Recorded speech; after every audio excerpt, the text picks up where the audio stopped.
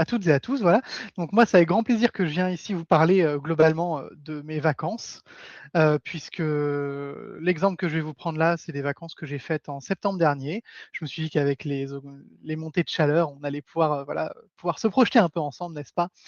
Heu, à coup de grosse clim, voilà. Et donc le but aujourd'hui, comme, vous a dit Nathalie, c'est tout simplement, donc déjà cette première partie, hein, sur ce voyage-là. Et aussi j'ai changé de mission, donc je travaille, plus loin de chez moi maintenant. Et donc pouvoir un peu, de manière honnête, vous présenter un peu mon quotidien en voiture électrique, voilà. Est-ce que je regrette ou pas? Hem, donc peut-être que certains et certaines d'entre vous étaient déjà, présents et présentes lors de la présentation, des véhicules électriques que j'avais fait il y a un certain temps maintenant. Peut-être pas, voilà. Donc pour ceux qui sont intéressés, qui ont des questions, n'hésitez pas, c'est pas grave s'il y a des redites. On a une petite heure ensemble, donc voilà, moi je suis vraiment là pour, ouvrir un peu la porte à tout ça et voir un peu comment je peux vous présenter la chose. Je ne suis pas là pour faire du greenwashing, je ne suis pas là pour vous convaincre d'acheter une voiture électrique. Au contraire, j'ai envie de vous dire, moi ça m'arrangerait bien que vous n'en achetiez pas, puisque si vous n'êtes pas nombreux à acheter des voitures électriques, ça veut dire qu'ils vont mettre plus de temps à nous taxer sur les recharges électriques. Donc je vous remercierai d'acheter un bon vieux diesel et de polluer la planète. Voilà. Enfin de polluer la planète, et encore, hein. Parce qu'une voiture électrique, on avait vu ça la dernière fois, c'était pas si fantastique que ça, finalement. Bon, alors là, je vous ai, sorti mon plus bel Excel, hein, que j'ai réalisé pendant mes vacances, avec plein de choses, hein, avec les trajets sur autoroute, voilà, toutes les vignettes, hein. Donc ça, c'est toute ma préparation que j'ai, eu à faire pour, aller en vacances. Vous concernant en termes, purement électriques, bon déjà, je vais peut-être présenter le voyage, allez. Alors le voyage, c'était pendant 3 semaines et je vous présente donc, la carte. Alors cette carte-là, pour information, a été faite avec ABRP, Better Route Planner. J'en avais parlé lors de ma première intervention sur les véhicules électriques. C'est tout simplement, on va dire un Google Maps, mais qui intègre les bornes de recharge. Ce qui vous permet, vous, en amont, de se dire, «OK, je vais m'arrêter à peu près là, à peu près là, à peu près là». ABRP, est très paramétrable avec l'usure de votre batterie notamment, par exemple, vu qu'on en parle régulièrement. Avec votre voiture aussi, hein, donc selon votre voiture, vous n'allez pas avoir les mêmes arrêts. Vous pouvez lui demander de vous arrêter plus souvent mais moins longtemps, plus longtemps mais moins souvent, et cetera, et cetera. Heu, Sachez que je ne l'ai pas respecté. Je voulais juste à peu près voir combien de temps j'allais en avoir, à peu près par où j'allais passer, et cetera. Parce que finalement, tous les planificateurs sont un peu différents et celui de ma Tesla typiquement, pour ne pas la citer, marche un peu différemment d'ABRP, parfois mieux, parfois moins bien, faut être honnête. Et donc le trajet a été assez long puisque ce trajet en fait, nous a emmenés, en Allemagne tout d'abord. On a notamment, traversé l'Allemagne en fait, pour aller du côté, et j'ai peut-être oublié l'arrêt. Oui, donc j'ai fait Stuttgart et je vous ai pas mis, les musées, Mercedes, Porsche, tout ça, voilà. Du côté de la Bavière, en tout cas à proximité de la Bavière. Et donc on a traversé l'autobahn, on est allé à Vienne en Autriche, on est remonté du côté donc de Bratislava, donc ça c'est voilà, un peu au nord de la Hongrie. Slovaquie pardon, hein, le temps que ça me revienne, désolé, la chaleur est étouffante chez moi. Donc je risque de dire pas mal de conneries. Hem, on a également du coup 3 villes en Hongrie, hein, que je vous recommande, globalement beaucoup, hein. La Hongrie, c'est vraiment un super pays, hein, c'est la troisième fois que j'y vais. Donc notamment Budapest, Pécs qui est un peu moins connu et encore moins connu, vous avez Szeged. Et donc ensuite on est redescendu par la Croatie, on a fait notre petit bonhomme de chemin jusqu'à arriver à Venise, puis Milan. Et en fait de Milan, on n'a pas pu prendre le tunnel puisqu'il était, en train d'être, refait, voilà, il y avait d'énormes travaux. Et donc j'ai dû prendre, le col montagneux, le col du Petit Saint-Bernard pour ceux qui connaissent, où vous avez globalement le vide à 10 centimètres de votre pneu avant droit. C'était extrêmement fun, hein, qui dit voiture électrique dit aussi beaucoup de couple, hein, donc est-ce que j'ai fait le con? Peut-être un petit peu après être passé outre le vertige, hein. Et ensuite je suis tout simplement rentré. Ce tracé-là n'est pas exactement le bon, mais c'est à peu près ça, hein, dans les grandes lignes. Ça fait en tout, 4 500 kilomètres, donc ça me fait quand même un petit peu de recul pour pouvoir vous parler de la voiture, des problèmes que j'ai pu rencontrer. Et voilà. Donc je ne sais pas s'il y a des questions pour le moment, mais en tout cas n'hésitez pas si vous en avez, voilà. Donc là, le planificateur vous annonce, 49 heures de trajet. En réalité, j'en ai eu pour à peu près 45-48 heures, pas forcément 49, tout dépend, de ce que le planificateur prévoit et étant donné que je suis parti il y a bientôt 1 an, il y a des superchargeurs, par exemple, qui ont pu être construits, et ça tient aussi parfois compte, alors celui-là je crois pas, mais celui de ma voiture tient compte de s'il y a beaucoup de voitures qui attendent pour charger ou pas. Il y a un système de queue maintenant, donc il peut vous en fait, au fur et à mesure du trajet, vous pouvez être redirigé vers un autre superchargeur. Je sais pas, peut-être que vous avez le vent dans le dos et donc votre, autonomie est entre guillemets «plus élevée» parce que, vous consommez moins et donc j'ai pu très bien sauter un superchargeur, passer à celui d'après à 60 kilomètres et donc j'ai fait techniquement 60 kilomètres de plus sans recharger. La voiture m'a quand même pas mal changé, mes superchargeurs. Après une fois que vous prenez une route, elle évite de trop vous en retirer, vous en sortir donc forcément, le trajet, il est à peu près prévu. C'est juste qu'en fonction de votre autonomie, vous allez plutôt avancer ou reculer votre recharge dans le temps, en sachant que, pour rappel, hein, un véhicule électrique, vous le rechargez majoritairement de 10 à 80. Pourquoi? Parce qu'en fait, une batterie de 10 à 80, enfin de 20 à 80 techniquement, met autant de temps que de 80 à 100. Donc les 20 derniers pourcents, vous ne les faites jamais, hem, en respectant bien sûr les préconisations constructeurs, en fonction de votre type de batterie. Tout ça, j'ai pu l'aborder un peu avant. Si vous avez des questions là-dessus, n'hésitez pas. Je vais pas forcément trop passer de temps là-dessus, mais s'il y a une question, j'y répondrai en tout cas. Comme ça vous donne un peu une idée de ce que je vais pas creuser et voilà. Et donc, j'ai fait un tableau Excel. Alors le tableau Excel n'est pas nécessairement pour le côté électrique, même si comme ça me permettait de faire valoriser, au niveau des comètes, mais et de pouvoir vous en parler ici. Mais globalement, c'était juste, voilà, en termes de temps, combien de jours je voulais passer dans chacune des villes avec les temps de trajet et cetera. Donc là, vous avez la liste de tout ce que j'ai fait avec, tous les chargeurs, avec le prix que ça m'a coûté. Enfin, vraiment, je me suis défoncé pour vous et donc on peut noter quelques petites choses. Déjà, sachez que les 4 500 kilomètres à travers toute l'Europe, donc avec les spécificités de chaque pays, donc avec le prix notamment de l'électricité qui est très différent selon les pays, je suis arrivé à peu près 300 € d'électricité pour 4 500 kilomètres. Heu, je me permettrai de décrire ça comme étant relativement imbattable. Voilà. Un diesel typiquement vous coûtera plutôt entre 600 et 700 €, en sachant encore une fois qu'il y a les prix, qui diffèrent selon les pays et quand je suis parti, il y avait pas encore eu, le détroit d'Ormuz, il y avait pas enfin voilà et donc sachez que par exemple en Hongrie, un litre d'essence pour un local va coûter aux alentours d'1,20 €. Là où chez nous, c'était déjà 1,70 €, 80 pour vous donner un peu des repères, hein, tout simplement. Tout simplement parce que pourquoi je dis pour un local? Parce qu'en théorie, si vous êtes étranger en Hongrie, vous payez une taxe en fait sur, parce que vous êtes étranger donc un étranger qui vient mettre du pétrole, il paiera à peu près 1,60 €, 70, à cause d'une taxe. Voilà. Tous les pays sont différents naturellement donc chacun ont leurs, problématiques, de leur côté. Typiquement, l'électricité coûte très peu cher en France. À ce moment-là, j'étais autour, je crois, de 30 centimes le kilowatt. Là où typiquement, si on compare par rapport à la Hongrie, on était plutôt dans les 50-60. Hem, notamment d'ailleurs, je tenais à vous en parler. Vous voyez ici qu'il y a une borne d'essai Shell, donc de la compagnie Shell, hein, qui fait, le pétrole. Ils se sont mis un peu comme Total Energy, hein, ils se sont mis donc, à la recharge. Sachez que le tarif n'était pas indiqué et j'aurais dû télécharger une application pour connaître le tarif. C'est pas que c'est pas légal, mais selon moi, c'est relativement déloyal. Vous pouvez tomber sur ce type de cas, en voiture électrique, souvent parce que les tarifs sont élevés. Ça nous a permis de faire les courses par contre au passage et de toute façon là où on était donc à Pécs, nous n'avions pas la chance d'avoir une borne Tesla parce que les bornes Tesla, ont été construites, plus tôt dans l'année je crois ou vont être construites cette année et donc je n'ai pas pu en bénéficier naturellement étant parti en septembre dernier.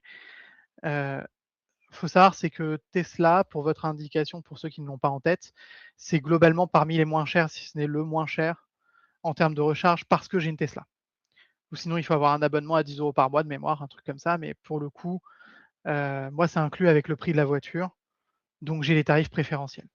Donc voilà, autour de 30 centimes le kilowatt, la plupart du temps. Hem, qu'est-ce que je peux vous raconter d'autre d'intéressant là-dedans? Le temps de recharge peut-être, il y en a eu pour à peu près 8 heures, à savoir que c'est 8 heures globalement sur 48 heures de trajet et ces 8 heures-là nous ont surtout permis de nous reposer, parce que pour le coup, je ne suis pas quelqu'un qui sait, conduire 10 heures d'affilée. Donc une voiture électrique, pour vous donner un peu une idée, c'est à peu près toutes les 2 heures, 2h30, 3 heures suivant la vitesse à laquelle vous roulez, vous devez recharger. Vous avez quand même, je tiens à le souligner, le cas spécifique de l'Allemagne. Vous pouvez le voir ici, lignes 6, 7 et 8. En tout cas, à minima 6 et 7. Parce que je crois que celui de Inning, il est plutôt du côté de Vienne. Mais en tout cas, Jettingen et Mühldorf, eux sont pour sûr en Allemagne et vous noterez que je m'y suis arrêté de manière assez rapprochée, hein. Pourquoi? Parce qu'en fait, en Allemagne, il y a une merveille qui s'appelle l'autobahn, donc l'autoroute allemande. Autoroute allemande, qui est à portion illimitée, donc tout n'est pas illimité, hein, là-bas, les excès de vitesse coûtent très cher, d'accord? Faites attention à vous.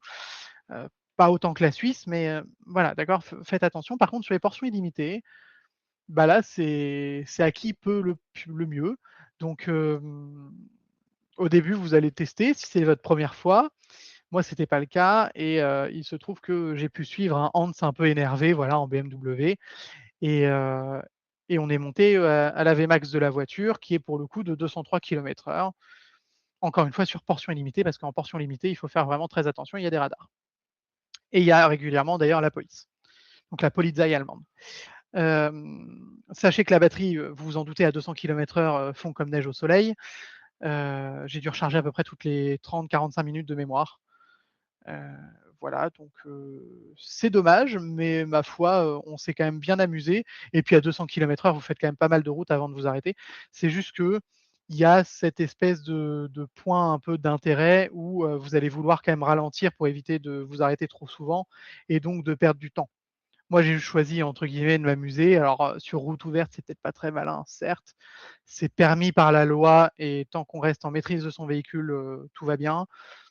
Je vais pas vous mentir, si vous le faites, vous êtes pas un criminel, voilà, hein, donc je suis peut-être un peu en train de me dédouaner, mais bon, c'est pas trop mal. Donc ouais, à peu près 30-45 minutes, vous grillez votre batterie assez aisément.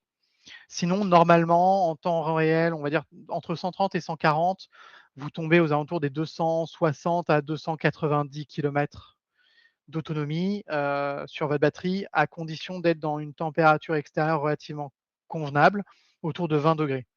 Au-dessus de 20°, la batterie sera plus chaude, donc elle aura plus d'énergie. Donc là, typiquement, quand il fait 40, j'ai un peu plus d'autonomie. Par contre, en hiver, vous pouvez bien retirer un bon 10-20. Les 250, je les fais à peine, quoi. Voilà. C'est pour vous donner encore une fois des points de repère. Alors 20-25 kilomètres d'écart, ça peut jouer ou pas. On en parle tout à l'heure. Et donc, pour information dans tout le tarif là dont je vous parlais, alors c'est pas trop le sujet là, mais juste pour vous apporter le complément d'information. Chaque pays a sa façon de faire au niveau du péage. Vous avez beaucoup de vignettes en Europe et je me suis surpris à voir que la France avec l'Italie étaient, de mémoire les 2 seuls pays, ouais, c'est ça, les 2 seuls pays qui ne n'utilisent pas de vignettes. L'Allemagne, c'est gratuit. La France, bon, moi j'ai eu le badge, Ulysse, donc voilà. J'avais l'option Ulysse aussi pour l'Italie, donc je l'ai prise. Même si ça a pas tout à fait bien marché tout le temps en Italie et puis, en Croatie, par contre, c'était des péages à l'ancienne. D'ailleurs, au passage, en Croatie, je me suis fait inspecter par la douane, voilà. Ça s'est bien passé parce que j'étais français, mais, fondamentalement, bon, plaque étrangère, vous êtes sûr de vous faire avoir par la douane, voilà. Hem Pensez également aux ZTL. Alors les ZTL, c'est l'équivalent des ZFE en France. C'est une merveille du gouvernement. C'est très simple, quand vous allez en Europe de l'Est, ils ne connaissent pas. L'écologie en Europe de l'Est, c'est une notion très lointaine, parce que de toute façon la plupart, fonctionnent au charbon, hein, donc voilà, charbon, pétrole, gaz et cetera, donc j'ai envie de vous dire, voilà. Donc nous en France, on a les ZFE pour le coup, il y avait une zone, du côté de Stuttgart. Bon, c'était pas très problématique, j'avais déjà la vignette, sur la voiture, hein, la fameuse critère et vous avez un équivalent en Allemagne, faites un peu attention. Je suis arrivé de nuit moi pour le coup, heu, bah, à Stuttgart. Je sais pas pourquoi je vous dis à Stuttgart depuis tout à l'heure, c'était pas la bah si, c'est cette ville-là, pardon. Est-ce que je pensais à ce bon, cherchez pas. Et donc Stuttgart pour les fameux musées, Mercedes, Porsche et cetera, hein, très agréable, mais malheureusement pas ouvert le lundi, donc je me suis fait avoir. Mais à Stuttgart, du coup, vous devez avoir la ZTL, elle vous coûte 40 € quand vous êtes en France et que vous voulez vous la faire livrer. Je suis arrivé de nuit à Stuttgart, j'ai croisé les doigts pour ne pas croiser la police et je suis tout simplement allé dans un centre de contrôle technique, heu, pour aller récupérer cette fameuse vignette qui n'était malheureusement pas disponible, y compris à la frontière française. Donc ça, c'était un petit peu dommage. Concernant les activités, je vais pas vous embêter parce que la plupart, bon, bah, forcément, c'est pas des voitures électriques. On en a fait une certaine quantité, voilà. Je suis parti avec une deuxième personne, c'est pour ça que vous voyez des prix, ici divisés par 2. Donc on était à 2 pour conduire notamment. Hem, les restaurants, pareil, ça vous intéressera peut-être pas trop, hein, si c'est des choses, dont vous voulez discuter après, il y a pas de problème, c'est pas forcément le propos de la comète. Le pass pour les villes, ça c'était non pas pour les véhicules électriques, mais pour les visites et le fameux bilan comptable pour vérifier qu'on a bien fait tout ce qu'il fallait et les Q&A, qui était ma façon de gérer les questions qu'on se posait. J'ai pu faire un Blablacar pour info en rentrant, d'Italie, jusqu'à la France et donc ça m'a remboursé une partie du carburant, rapidement, hein. J'ai dû en récupérer, je crois 50 €, un truc comme ça, 25 à 50 €. J'ai réussi à prendre 2 personnes en Blablacar, mais forcément Blablacar n'étant pas très connu, en dehors de la France, ça a pas très bien marché et j'ai pas forcément voulu non plus faire beaucoup de détours, vu la quantité de routes que nous avions. Pareil, si le Blablacar vous intéresse en voiture électrique, j'en ai fait quelques-uns aussi, histoire de réduire certains coûts, ça peut être intéressant pour vous. Donc ça, c'est pour le côté voyage. J'ai déjà passé une petite quinzaine, vingtaine de minutes. Est-ce que pour le moment, il y a des questions? C'est vrai que j'ai pas forcément trop parlé du ressenti. Comme je vous disais, en attendant que je sais pas si vous en je suis pas sûr que vous en ayez, je sais même pas combien vous êtes, j'avoue, je sais pas. Hem, fondamentalement, je vais être honnête, hein, c'était pas désagréable. J'ai rarement attendu la voiture, c'est surtout moi qui avais du mal à reprendre la route, notamment pour la fatigue. Hem, alors après tout le monde n'est pas comme moi, hein, vous allez peut-être attendre la voiture, c'est surtout en Allemagne en fait où je l'ai attendue, mais en même temps, après avoir conduit à 200 kilomètres/h, il vaut mieux se reposer un petit peu quand même, pour des raisons de sécurité routière tout simplement. Là, c'est pas toutes les 2 heures, hein, qu'il faut s'arrêter à 200 kilomètres/h. Et concrètement, vous avez, pendant que j'y pense, alors ça va être un peu décousu là, mais pendant que j'y pense en Allemagne, si vous y allez et que vous n'êtes pas habitué, faites s'il vous plaît très, très attention à vous. L'effet accordéon existe. En France, pour les embouteillages et choses comme ça, vous le voyez. En Allemagne, c'est décuplé parce que justement, chacun roule à la vitesse qu'il souhaite. Donc globalement, vous avez les camions sur la voie de droite et les véhicules lents. La voie du milieu, c'est réservé jusqu'à 130-140, parfois 160, mais 140 et plus, on va dire que c'est la voie de gauche quasiment de manière automatique. Et les Allemands sont extrêmement disciplinés, donc voilà. En tant que Français, on n'est pas habitué sur les routes à être aussi discipliné. En Allemagne, concrètement, c'est extrêmement carré. Voilà, c'est pas une légende, mais faites surtout attention à l'effet accordéon parce que pour le coup, aussi bonne que votre voiture puisse être, aussi sécuritaire puisse-t-elle être, déjà un accident à 130, vous pouvez avoir des bleus. Heu, on va dire dans les meilleurs cas, dans les pires cas, vous perdez la vie instantanément, surtout à ces vitesses-là, voilà, donc un peu de prévention quand même. Je ne vous incite pas à rouler à 200 kilomètres/h comme un malade et à freiner au dernier moment. C'est ça que je voulais dire. Hem, la surprise, à Page, je vous en ai parlé, le prix qui était pas connu, au final, on a quand même payé 34 €, là où normalement on payait des 10-15 € comme vous pouvez voir au-dessus. En Allemagne, c'était un peu plus cher quand même, mais en Allemagne, il faut savoir, c'est que l'énergie est surtout au charbon et ils nous achètent en fait notre surplus à nous en France et ils le revendent plus cher chez eux. Donc il y a ça aussi à prendre en compte. Hem, voilà un peu pour l'idée en termes de tarifs, ça montait un peu, on va dire dans les 20 € en Europe de l'Est, surtout du côté de la Croatie et voilà. La voiture électrique, encore une fois, n'est pas un moyen écologique si vous lui mettez de l'électricité fait à base de pétrole. Et n'est pas nécessairement économique si vous vivez dans d'autres pays que la France. Nous, on a de la chance, on a du nucléaire, à plus savoir quoi en faire, hem et ça va d'autant plus s'améliorer donc forcément, voilà un peu pour ce tour-là. Maintenant, qu'est-ce qui peut vous intéresser? Ça peut être tout simplement, mon quotidien actuellement, donc là, on va plus forcément parler de ce fichier de suivi. On va plutôt être sur, alors je suis désolé, j'ai pas préparé de slide, hein, pour cette partie-là. Heu, je ne sais pas si vous savez, où se situe Niort. Je fais Blois-Niort moi à chaque fois, donc globalement oui Don, c'est bon.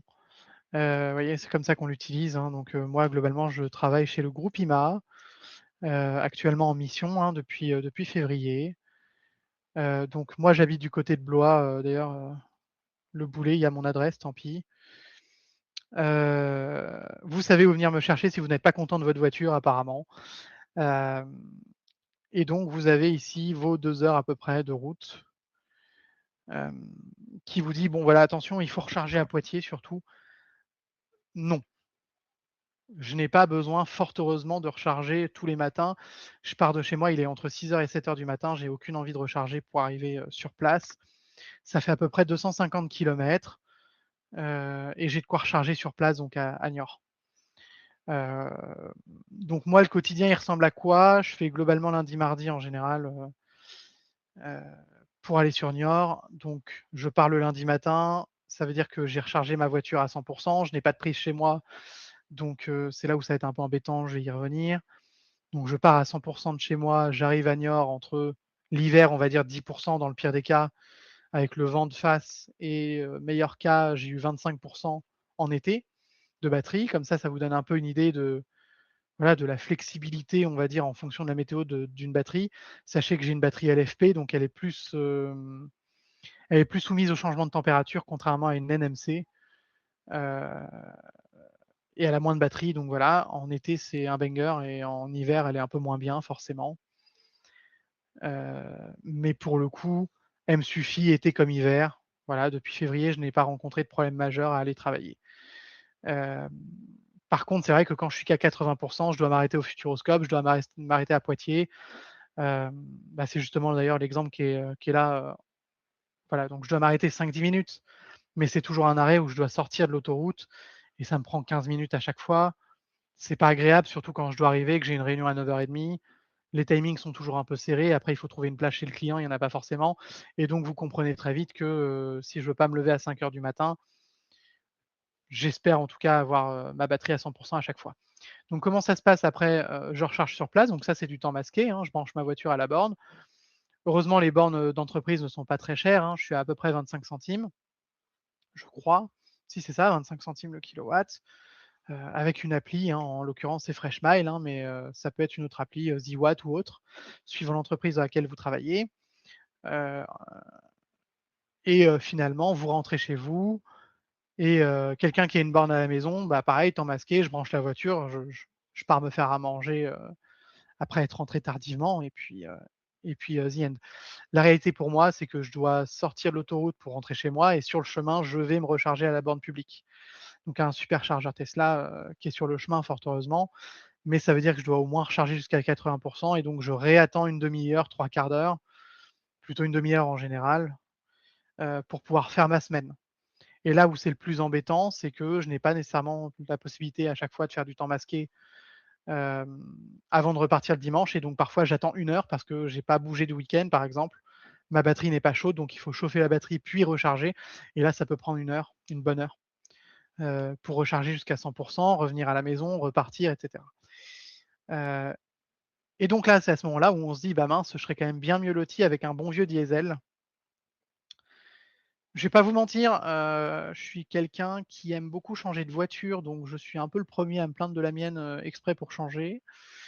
Je suis un peu un enfant à qui on a donné trop d'argent, voilà. Heu, Peut-être que certains d'entre vous se reconnaîtront dans le profil. Heu, Ce qui veut dire que j'ai forcément envie d'une voiture, voilà, pour me balader et je sais pertinemment que, typiquement moi ma voiture, parfois j'ai un peu mal de dos, des choses comme ça. C'est pas une voiture extrêmement confortable, hein, malgré l'image qu'elle a. Il y a plus confortable qu'une Tesla au même prix. Ce que vous payez chez Tesla, c'est plutôt, l'efficience de la batterie, c'est plutôt le réseau de superchargeurs où vous n'avez pas besoin de carte de recharge, vous n'avez pas besoin d'application mobile, à part celle de votre voiture bien sûr. Vous n'avez besoin de rien, vous avez juste besoin de recharger, donc vous branchez le pistolet et vous partez. Sachez que je me suis déjà laissé avoir, j'avais oublié qu'il fallait que je passe une carte par exemple chez mon client. La voiture n'a pas rechargé les 4 premières heures et je me suis étonné et j'ai fait: «Bah oui, c'est normal, j'ai pas passé la carte». Voilà, donc c'est une facilité d'utilisation, on va dire, au quotidien. Est-ce que le bruit de la voiture me manque? Pas forcément. Après, c'est sûr que si vous me proposez une M3, alors je ferai pas mon trajet de 2 heures dans une M3, c'est sûr. Heu, Mais bon, il y a des voitures peut-être plus excitantes qu'une Tesla finalement, c'est un peu de enfin, je trouverais ça presque un peu ennuyeux, finalement une fois que vous êtes habitué à l'accélération, peut-être un peu ennuyeux. Bon, le seul avantage que vous avez globalement, c'est qu'au péage, vous appuyez sur la pédale de droite et vous êtes parti. Au feu rouge, c'est pareil. Vous ne faites pas nécessairement d'excès de vitesse. Par contre, c'est sûr que vous laissez sur place à peu près tout le monde. Hem, avoir de la puissance, je vais être honnête, je considère que c'est surtout quand vous avez le couple instantané en électrique, ça peut vous permettre d'accélérer dans des moments où normalement vous auriez pu avoir un accident, que ce soit de votre faute ou de la faute de quelqu'un d'autre. C'est un peu un gage de sécurité d'en avoir sous la pédale et c'est quelque chose que moi j'apprécie dans ma voiture actuellement. Si je dois un peu résumer, je suis un poil, embêté quand même, par cette fameuse recharge fois, 3 du coup dans la semaine. Je ne me plaindrai pas du temps masqué, je me plaindrai surtout en fait, de mon choix d'origine si vous voulez, dans la mesure où, bah, prendre une voiture électrique alors que vous n'avez pas de borne à la maison, c'est pas que c'est un suicide, c'est faisable, il y en a plein qui le font, mais avec des trajets comme ça qui vous demandent un 100 de batterie chaque semaine, moi ça me prend 1 heure en fait tous les dimanches soirs, quoi.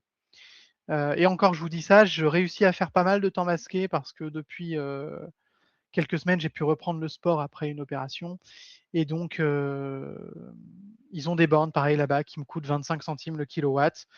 Alors faites attention, hein, encore une fois, suivant la carte que vous utilisez, ils vont prendre un petit pourcentage. Ça me coûtait beaucoup plus cher quand j'utilisais ma carte ChargeMap, hein, donc la carte bleue que tout le monde a globalement quand ils ont un véhicule électrique. C'est un peu la carte qu'on appelle la carte, de secours, dans la mesure où ça coûte cher, mais au moins c'est compatible avec 99 des réseaux de recharge en France et à l'étranger. Donc faut avoir une ChargeMap. J'ai une Ulysse que j'ai quasiment pas utilisée, qui est la carte, qui fonctionne très bien, notamment avec les chargeurs, Total et Unity sur l'autoroute, hein, Ulysse, hein, comme son nom l'indique, comme le télépéage. Et finalement, en fait, je me retrouve à utiliser ma carte Tesla, ils ont mis à jour les badges là, il y a à peu près 1 an, heu et donc je peux utiliser ma clé de voiture en quelque sorte, mon badge de voiture pour, comme carte de recharge. Et Tesla, en fait, Tesla ne facture pas de frais et donc je suis au tarif minimal de 25 centimes le kilowatt, donc pareil, hein, c'est intéressant comme tarif, hein, surtout quand sur les superchargeurs. Autour de chez moi, c'est en train de monter, hein, donc de nuit, vous êtes à 32 centimes. Par contre, de jour, vous êtes presque à 40 centimes le kilowatt. Là, ça commence à devenir cher. Donc au final, je branche ma voiture, 2-3 fois dans la semaine, histoire de la remonter et heu et ça me la remet à 100 pendant que je suis en train de faire mon sport, ma natation, et cetera. Et pour le coup, c'est particulièrement intéressant. Ça me permet de tout faire en temps masqué et c'est vrai que c'est quand même beaucoup plus intéressant, beaucoup plus acceptable, on va dire, au quotidien. Heu, voilà, peut-être que certains ont un Lidl à côté de chez eux, ils voudront peut-être utiliser la borne Lidl. Heu, alors je cite Lidl, mais Leclerc fait la même chose et cetera. Il y a absolument aucun placement de produit chez nous, on n'est pas sur YouTube ici. Heu, quoique, on va peut-être on va peut-être basculer sur YouTube, je ne sais pas si Nathalie a prévu. Mais pour le coup, voilà, c'est assez intéressant. Est-ce que je vous recommande la voiture électrique? Comme je vous ai dit au début, s'il vous plaît, n'en achetez pas en fait, parce que une fois qu'ils mettront les taxes, ce sera forcément moins intéressant. Mais c'est vrai que pour le coup, vous avez eu l'exemple avec, ce fameux trajet, de 3 semaines, j'ai payé 2 fois moins cher et au quotidien, je paye 30 € mon aller-retour, hors péage, pour faire du Blois-Niort, donc 250 km fois 2, donc 500 kilomètres, voilà.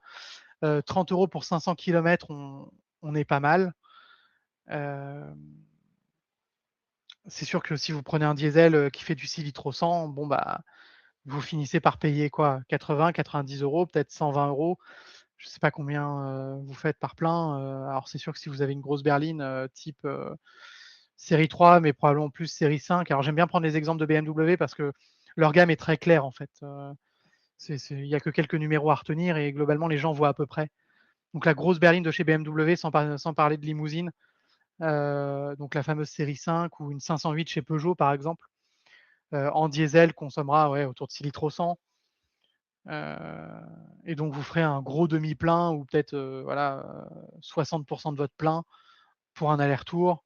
Votre plein en ce moment à 2 € le litre, vous allez payer quand même assez cher. Au moins 90 €, 100 €, bon, bah, voilà, ça vous donne une idée. On va dire que quand l'électricité est chère et que l'essence ou le diesel est moins cher, Parfois, ça arrive que je fasse que 50 d'économie, quand l'autre fois, bah, là, il y a quelques semaines avec le détroit d'Ormuz et tout ce qui peut se passer, avec les guerres, les choses comme ça, où, les entreprises ont anticipé une très forte, augmentation du prix de l'énergie. Bon, bah, là, clairement, j'étais très, très gagnant, j'étais à quasiment x5.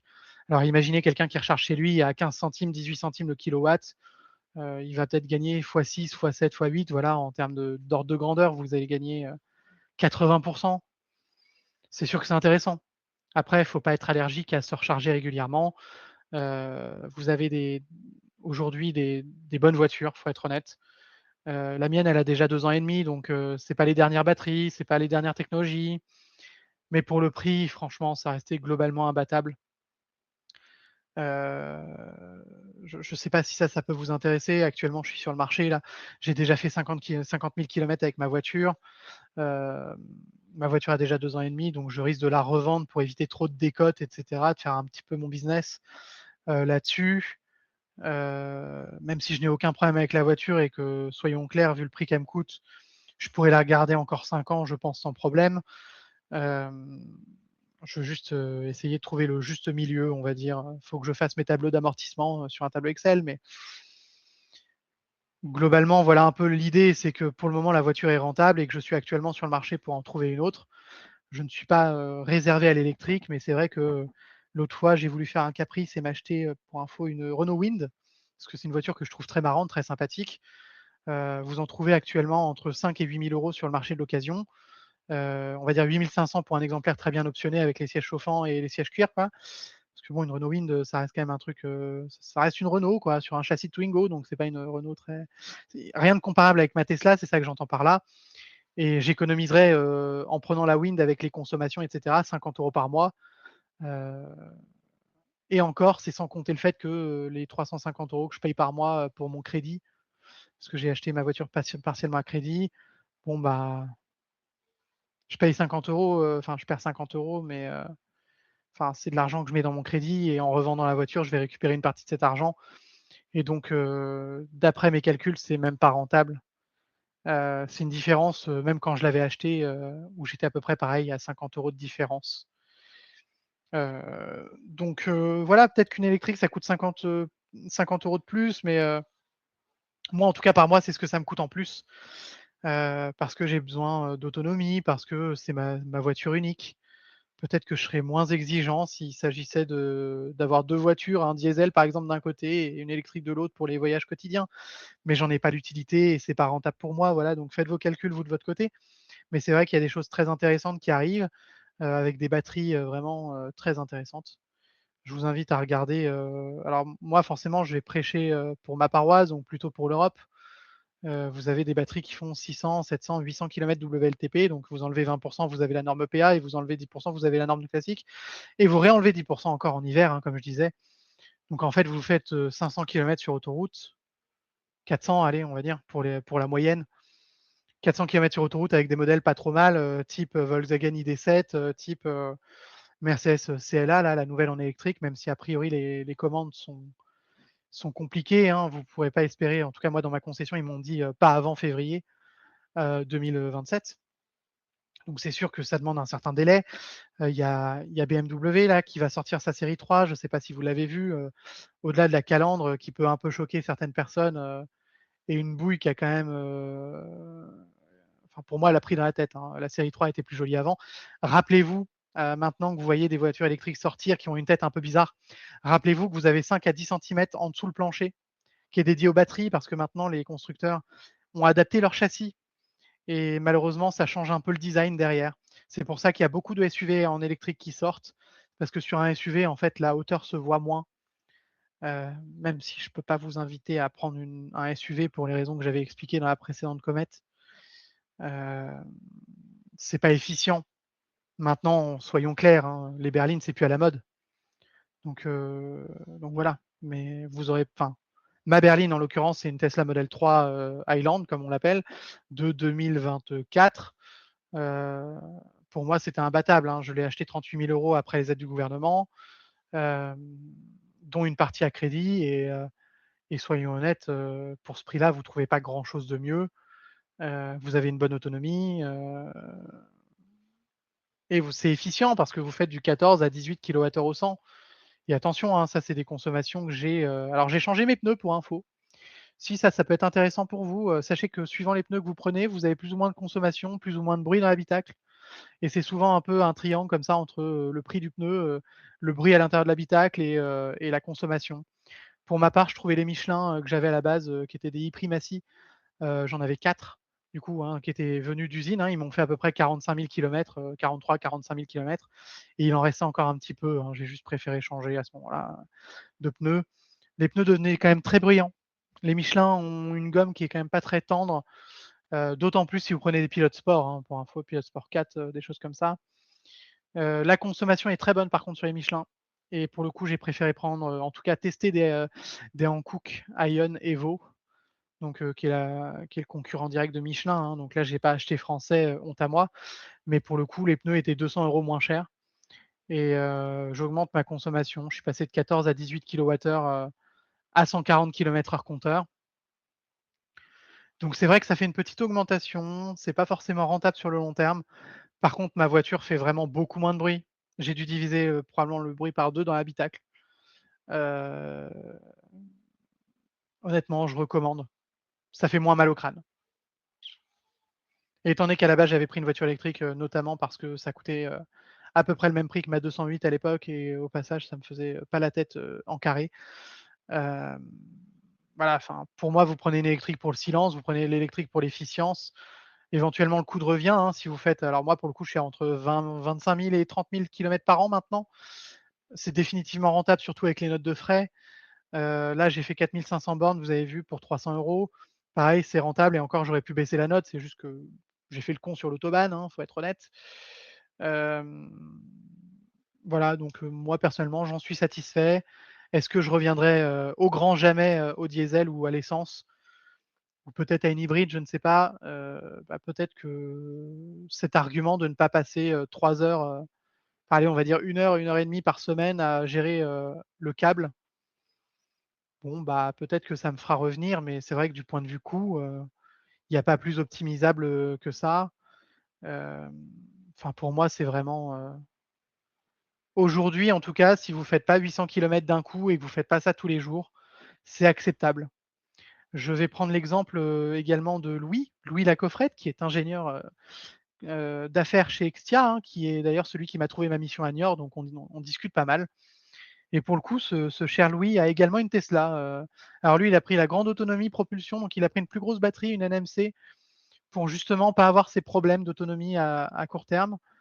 Et finalement, lui, en fait, il s'en sort encore mieux que moi parce qu'il a du jus et voilà, il fait des déplacements La Rochelle, La Rochelle-Niort majoritairement, peut-être un peu autour aussi. Je connais pas très bien ses déplacements. En tout cas, il en est pleinement satisfait. Et lui, pour le coup, en tant qu'ingénieur d'affaires, il a les frais kilométriques et donc vous doutez bien qu'avec les frais kilométriques, vous vous repayez une voiture, en fait, à chaque fois. C'est à peu près ça l'idée, hein, mais de toute façon, le but des frais kilométriques, c'est de compenser la décote du véhicule, de payer pour les réparations, les pneus, les choses comme ça, donc c'est parfaitement normal. Mais en tant qu'ingénieur d'affaires, pour le coup, c'est vraiment rentable vu que vous faites beaucoup de routes. Une voiture électrique s'apprécie d'autant plus, à mon sens, si vous pouvez recharger chez vous et s'appréciera d'autant plus si vous faites beaucoup de routes. Si vous faites que 10 000 kilomètres à l'année, honnêtement, gardez une essence.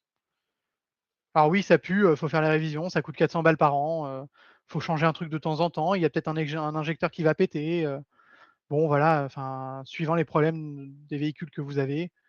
Hem, mais si vous commencez à faire comme moi beaucoup de routes, pour le coup 20-25 000 à l'année, peut-être plus, hein, finalement, bah ouais, là, c'est complètement rentable.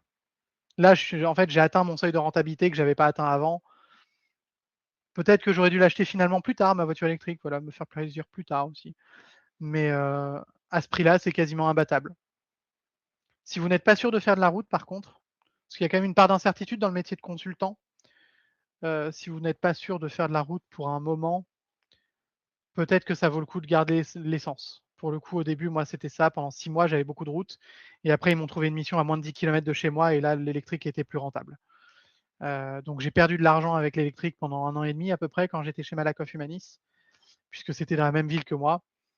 Par contre là, de retour à Niort, clairement, c'est de la rentabilité, pure et dure, quoi. Hem et avec les frais de déplacement, je m'en sors pas mal du tout. Je rentre dans mes frais et voilà. Vous pouvez aussi rentrer dans vos frais, vous noterez quand même avec l'essence. C'est juste que le barème, sachez que le barème en fait pour les entreprises, le barème URSSAF, hein, j'entends, il y a un certain calcul qui est fait pour les véhicules essence. Pour les véhicules électriques, il y a plus 20 d'ajoutés à la fin. Donc Extia ne l'applique pas de mémoire, mais peut-être que pour les rediffs, sur YouTube notamment, votre entreprise vous fera peut-être les frais kilométriques, spécifiques aux voitures électriques et là pour le coup, cherchez même pas, c'est plus que rentable et plus que convaincant.